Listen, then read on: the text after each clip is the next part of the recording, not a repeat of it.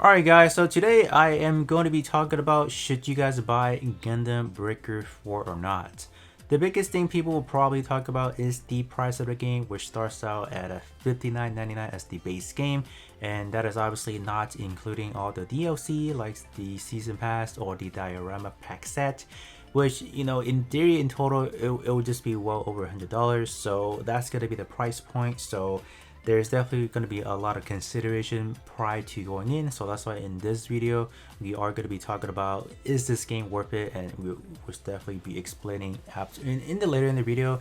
So I do want to start things off by talking about, this is not going to be like your traditional Gundam game where it's not going to be like Gundam Battle Operation 2 or even Gundam Evolution. Is different.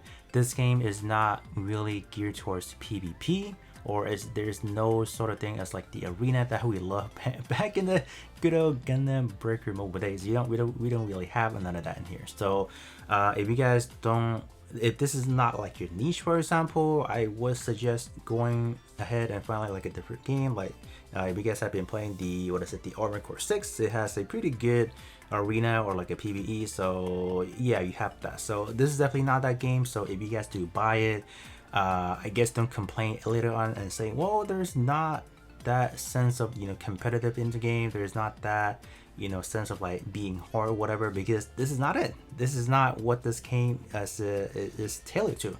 So now we can definitely get into the explaining why this game is worth it. So let's gonna first start off with the biggest elephant in the room is the I think this game probably, to me, it seems to have one of the most intricate customization ever, and I would definitely say this is not even an overstatement by any means. You can custom build a gunpla with mixing up to 11 parts in total, and that is obviously not including like your builder parts, where you can essentially add on any additional parts that you can either enhance its aesthetics or to improve the performance of your unit. You have all of that. And then furthermore, each of the 11 main parts that you have, there is a setting menus that allow you to manually dial into a specific size that you want. So there's never going to be a point where you don't get the right sizing when you are mixing and match different parts.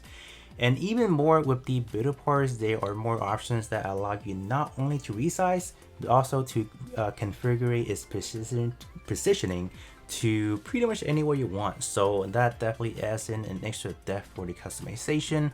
So that's the biggest part, right?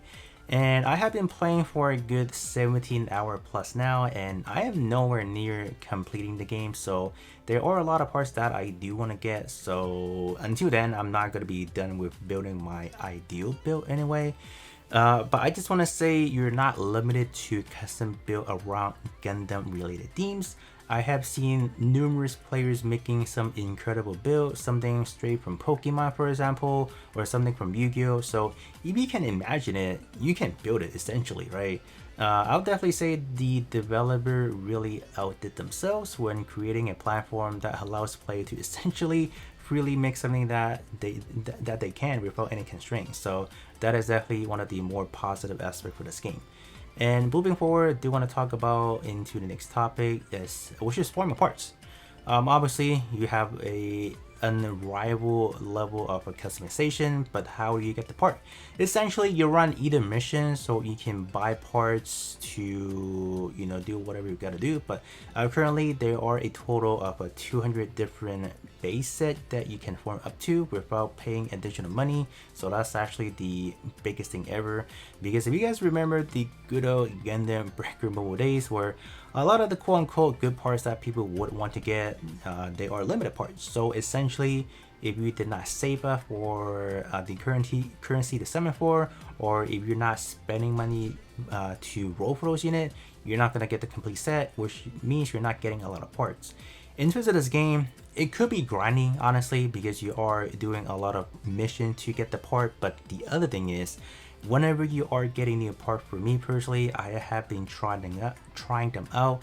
So that's why the gameplay for me hasn't really been dull, or it hasn't really been boring, because I'm constantly out there trying out different things. So there's still that refreshment to it. And there's also going to be a multiplayer mode essentially, where you can either join like a random lobby, or you can create your own lobby, and then you either have people you have a friend join, or you can just have open it up and then random people join. So you do have that option as well. And not to mention, there's also a clan mode as well.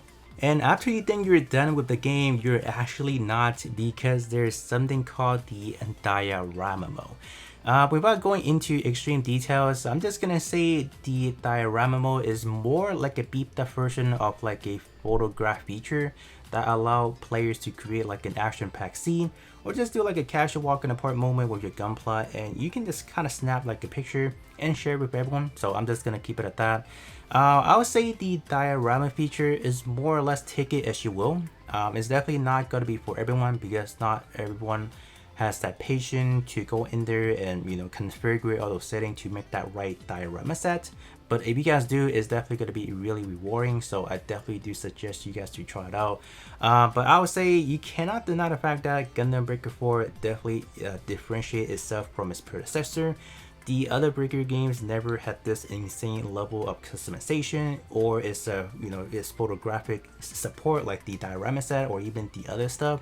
So I do truly feel like this is where this game is gonna get a lot of people on board, and just try playing it out. So to me personally, I don't ever see this game as more like a combat driven game. It's more like an extra bonus, because essentially you do your custom build and you toss it into the diorama set, and you do your all your photo shoots, you share with people, and that's how I see it. I see the combat as more like a cherry on top, so people can play their custom build and have fun with it. So I would definitely say this is definitely this is where the game is not going to get boring, because you still have a lot of ways to do custom build. It's not always the same old build, so there's definitely that differentiation right there. But I think that's going to be pretty much it in terms of why I feel like this game is worth it. It's definitely, in my opinion, worth every bucks, because there's just a lot going on in this game. And like I said again, it's not really combat oriented, so you cannot say oh, this game gets boring after playing for like a week or two. But there's still a lot more to do. So let's kind of keep it at that. But other than that, that is going to be pretty much it in terms of my reason to say that this game is worthwhile in a way. You guys definitely let me know how you guys feel about this game. And with that being said, I will be catching you guys all on the next one.